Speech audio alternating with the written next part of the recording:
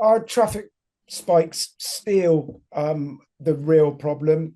I'm kind of thinking, are we moving from a scaling problem to a resilience problem? And if I could start with you, James, if that's okay. Certainly, DAZN early days, when particularly Italy is an area where we had some challenges where I think the internet just struggled a bit.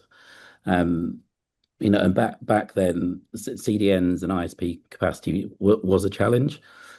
I think looking at where we are now, it just seems that there's capacity and tooling and techniques out there that means CDN is better managed.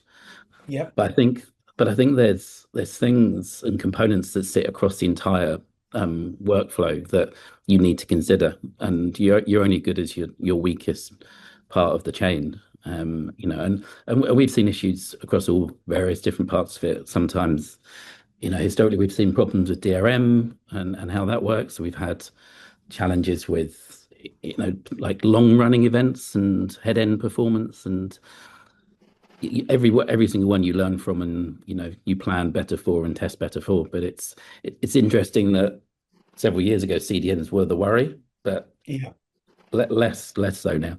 I think that CDNs, I mean, there's certainly less of them to work with these days than there was in the past. Good or bad or indifferent, the industry has shifted, and obviously we're seeing kind of the aftermath of some of that. But I think that codecs and video streaming itself has become more efficient in some ways, where we're getting actually higher quality for lower bitrate, whereas before 10, 15 years ago, trying to do 4K, we were, when I was at Xbox, we were testing 20 and 30 megabit streams. It's like there's even the largest CDNs on the planet would fail under some level of load, geographically across their network, trying to add 1 million, 2 million, 3 million people at a 30 megabit stream. It's just like it'd be the crazy town, right? But today we don't have to stream that high, right? The efficiency of the way that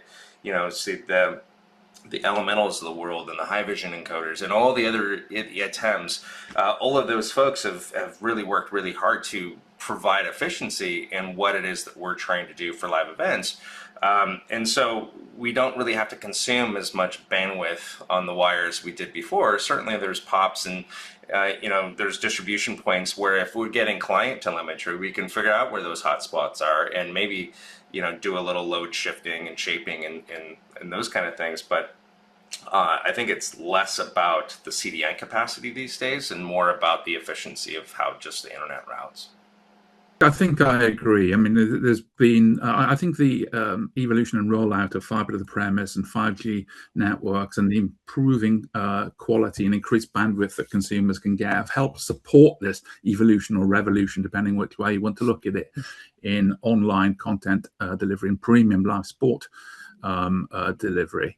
But I think it's too early to say that the capacity problem and CDN problem has been solved, because there's an awful lot more traffic and users to migrate onto IP-based consumption. There's still a lot of consumption of a traditional broadcast terrestrial or satellite-based consumption that is yet to move to IP.